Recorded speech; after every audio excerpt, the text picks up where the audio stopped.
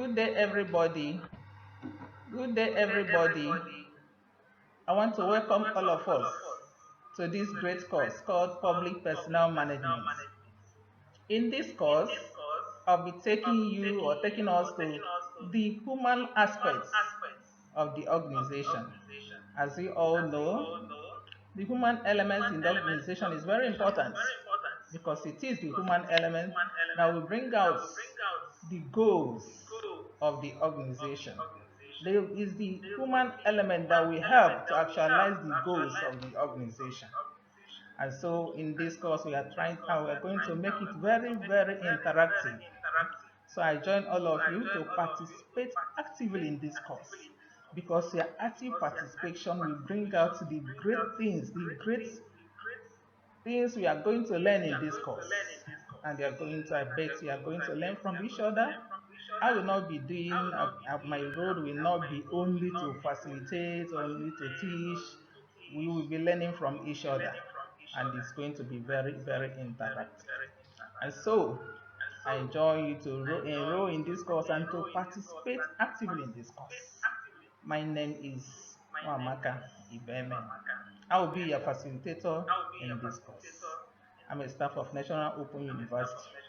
Thank you as I take you around the course. Okay, I want to welcome you once again. Like I told you, this is Public Personnel Management, and my name still remains Nwamaka Ibeme, a staff of National Open University of Nigeria. In this course, we will be discussing everything. We're discussing everything about personnel management, but here we are going to treat topic 1 for today. In this topic 1, we are going to discuss the origin, evolution, and then try to do some small definition because at this level, this is a master's class. We will not be talking about definition. It's expected that you have passed through such things. Now, what are we going to discuss here? Like I said, the origin and evolution. Then we're going to go into functions of personnel management, where we have general functions. Then we're going to streamline it down to managerial functions and operative functions. And then we have our learning objectives, that is intended learning objectives for the course. So I expect that at the end of this course, we are going to learn the origin and the evolution of personnel management, and then the functions, and then know the managerial and operative functions to be able to actually discuss it effectively. Now, what do we mean by the origin of personnel management?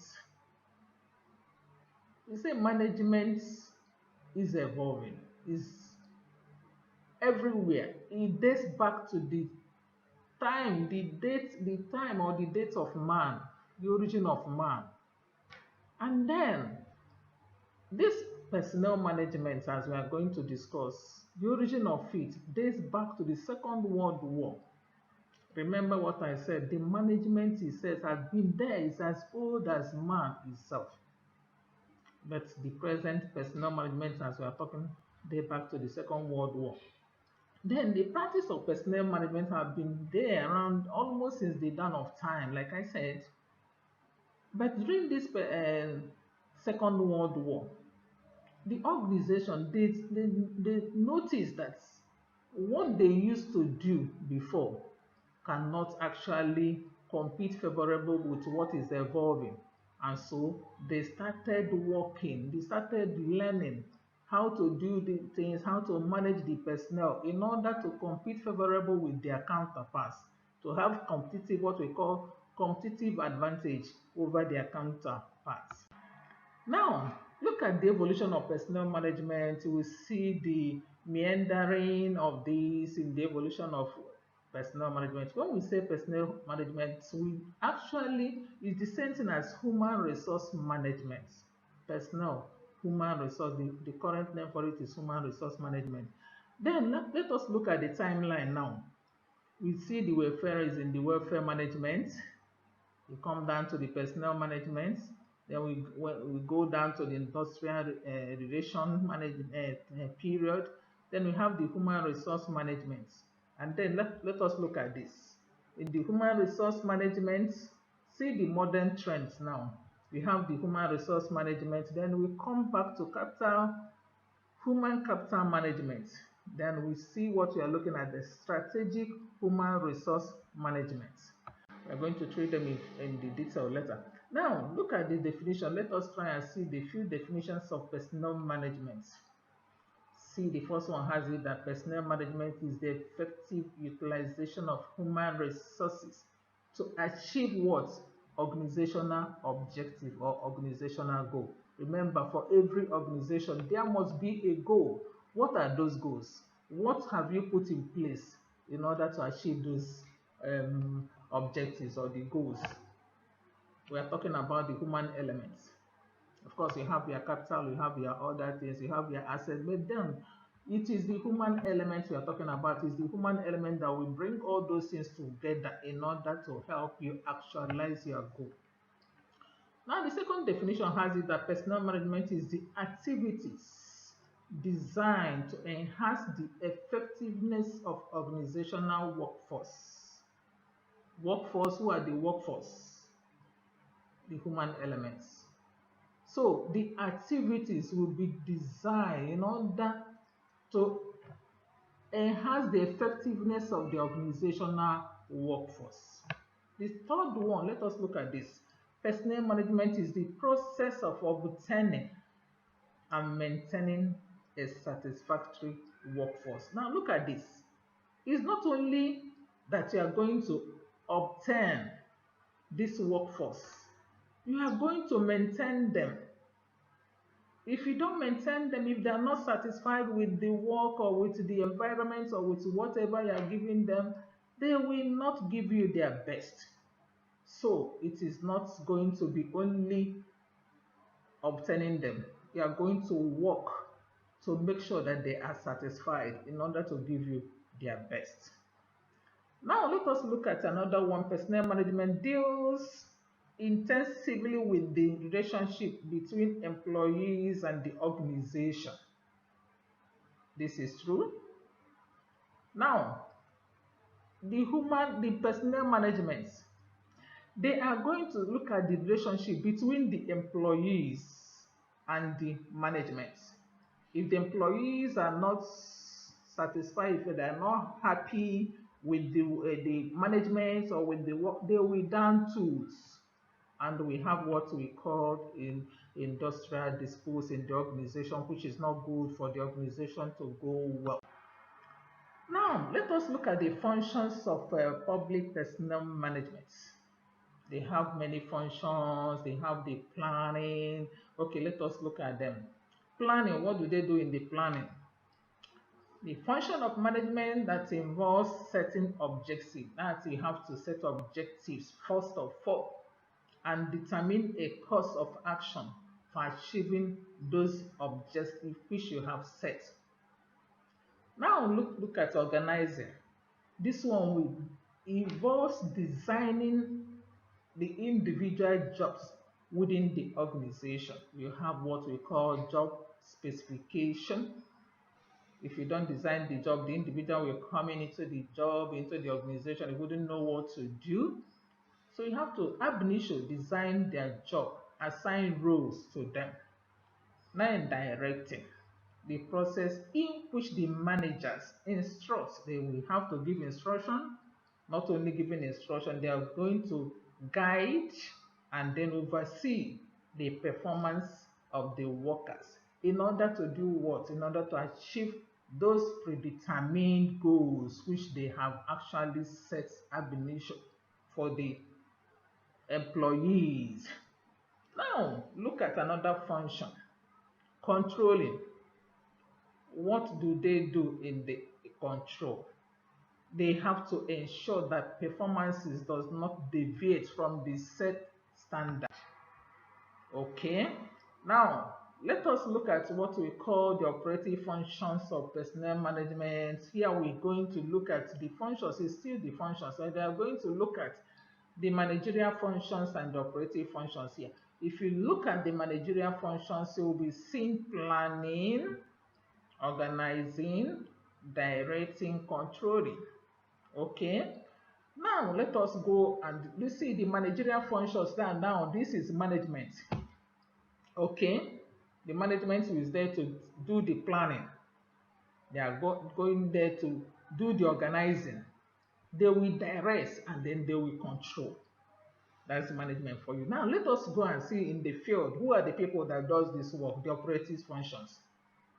Having set the goal or whatever the organization is meant to be, because the organization of A is not the same thing with organization B, but whatever it is that the organization is noted for, there must be planning, there must be organizing, there must be directing, there must be controlling. Now, the operative functions.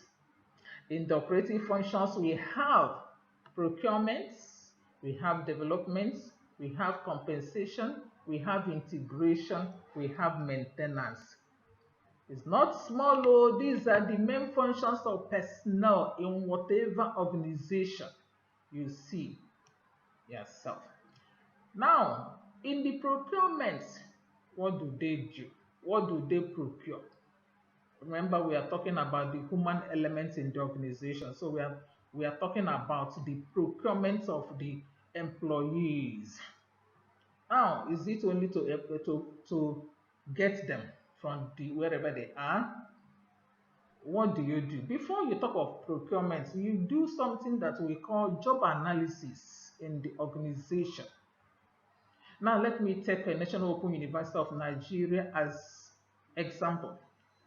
Now, the National Open University of Nigeria is an educational institution. Now, if the personnel or the human resources want to get the human elements, the workers that will be working here, they first of all sit down and analyze what do they want. Are they talking about the lecturers or are they talking about the administrative staff? If they're talking about the lecturers, they will first of all sit down and analyze the job those lecturers are coming to do. Okay? If they are talking about the administrative staff, the same thing. They must sit down and analyze what type of personnel, what type of workers do we want. That is what they do first of all in the job analysis. If it is a lecturer, what categories of lecturers? Is it professors? Is it lecturer one or lecturer two? What type of lecturer? And when they come in, what type of work do you want them to do?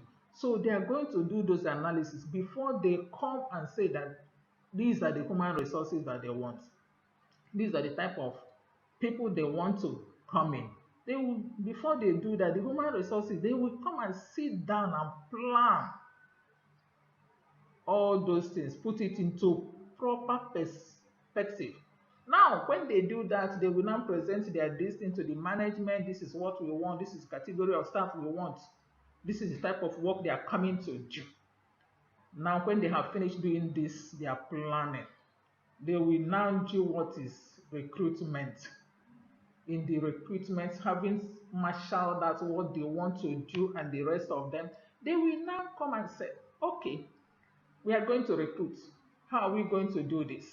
We are going to place adverts. We are going to then the different medium of the advertisement they are going to put in place. Is it newspaper advert? Is it the bulletin? Is it social media? Whatever they want to do, they are placing advert because ab initio they have identified what they need. And in placing that advert, they will say, this is what we want.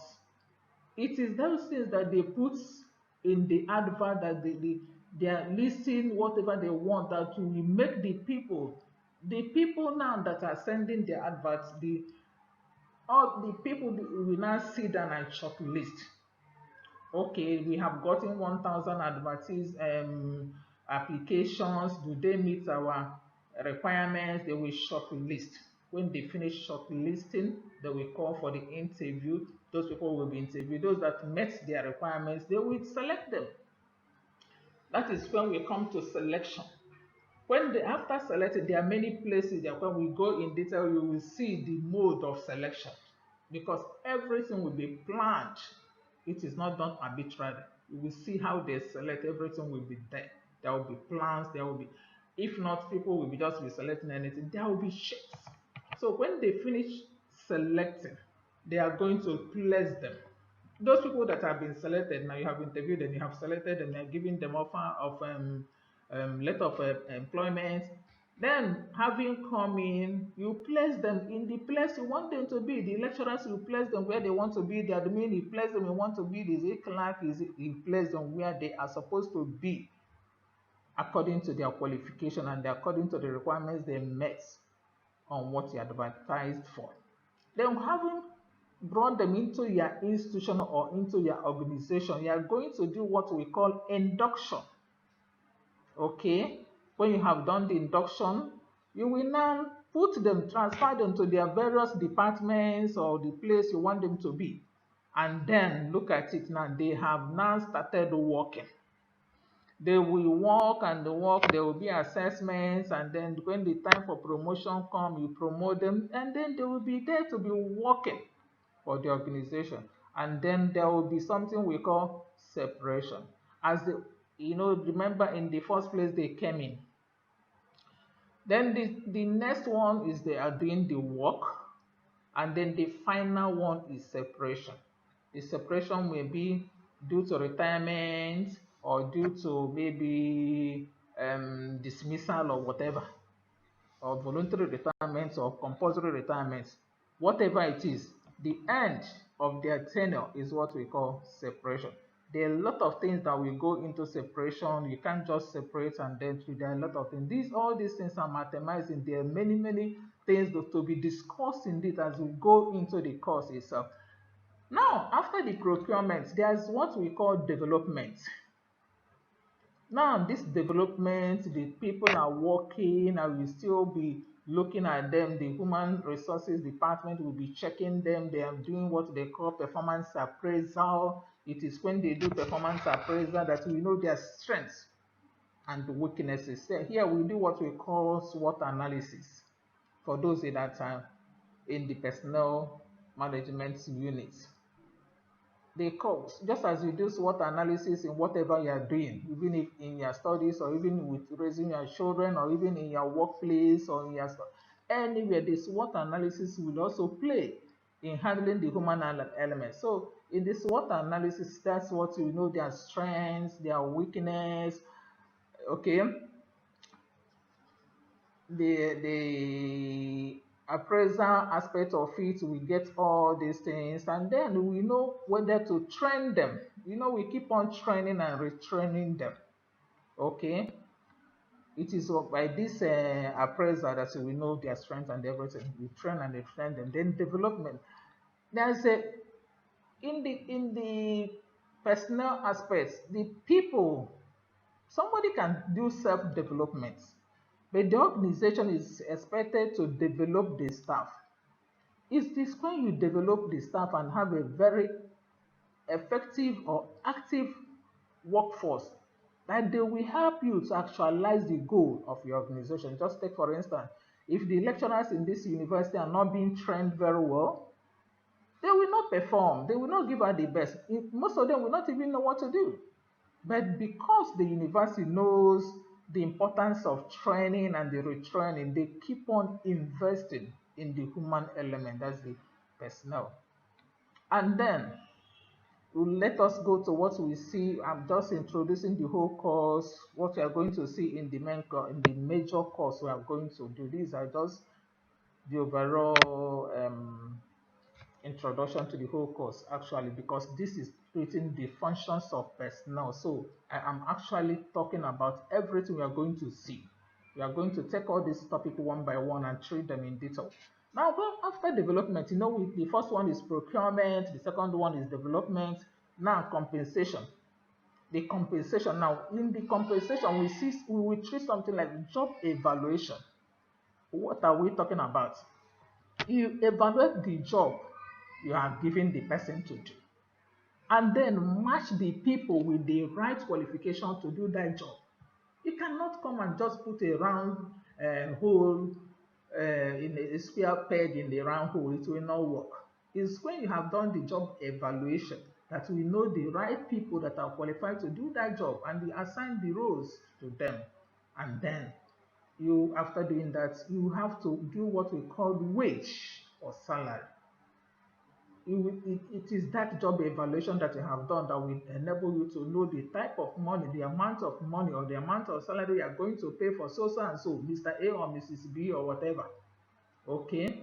Then, as they are working, you will see there are certain things we call whether you are going to give some incentive or whatever for the work they are doing. Everything will have to be determined ab initio. There must be a company policy. You can't just, because we are, remember, we are dealing with public personnel management. We are not dealing with personnel management as it is in the private sector. Let us not lose focus. This is public personnel management, and in everything here there must be a policy, there must be a guiding. So Mr. A cannot come tomorrow and then say that he's going to do like this, or Mrs. B can come and do. No, everything must be well spelled out. So if there's going to be bonus or incentive or 13 months, everything is there. The policy will speak for itself. Now, we talk of integration and the motivation. As the workers are working, there must be some motivational packages, some incentive that will help them to do their work perfectly well. If the workers notice that they are just working, growing the organization, and the organization is not taking care of them, they will not be motivated to go further. They will not be motivated to go further. So there must be a motivational packages for them in order to enable them to have what we call job satisfaction. Okay. Now, if the workers are not satisfied in the job, like I said earlier, there will be job high job turnover. Now, in the workplace, there must be grievances. How do you handle the grievances? Okay, we are going to treat this one. As we are going to also, in this integration, we are going to treat what we call collective bargaining. Okay, conflict management as well. Then the participation of employees. Some organizations have the employees being integrated in the work. They are not seeing them. They can kind of see them as part of the organization. That will help them to, that will motivate them to see that this organization is ours as well.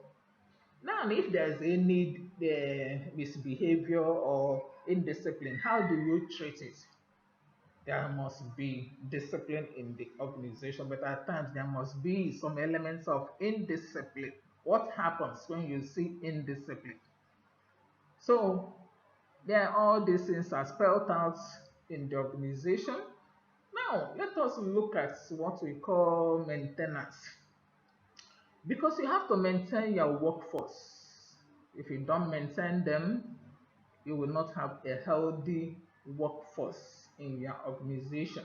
Now we talk about the health. Do you have welfare packages for their health and the health of their families? Or do you just leave them when they finish their work, even if they're dying, you don't care? Is there safety measures put in place? Is there social measures? Is there security? Is there welfare schemes put in place? All this and more will be treated. And then we talk about the staff audit. Okay, all this will be treated in detail. Okay, like I said before, we have all this, we have discussed about the personnel functions, operative functions, and then managerial functions. As a way of recap, let us see again. I told you that managerial functions we have in the planning, organizing, directing, motivating, and controlling. Now, these are for managerial functions. In the operative functions, what did we see? We saw something like a procurement of personnel, development of that personnel after procuring them. Then, when they've started working, we see the compensation of those personnel. And then we looked at the integration of the personnel to the organization and the environment. And we talk of maintenance. How do you maintain those employees in order to have a healthy workforce? Okay, we've actually treated what we have in this topic one. Now let us do what we call recap. We said that we treated the evolution of personnel management. We now looked at the general functions of personnel management, after which we did operative functions and managerial functions of personnel management. And I told you that this is kind of introductory aspects of the course, because all those things I said, we are going to see them detailedly as we go on to discuss. I hope you've enjoyed your lecture. So for the next lecture, we are going to have our next topic. For the next lecture, we are going to have location of personnel management in organizations.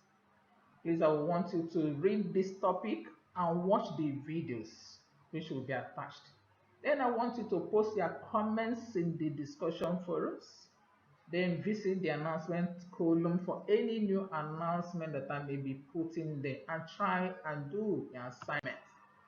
So this is where we draw the curtain for the day. See you same time next Friday. Thank you.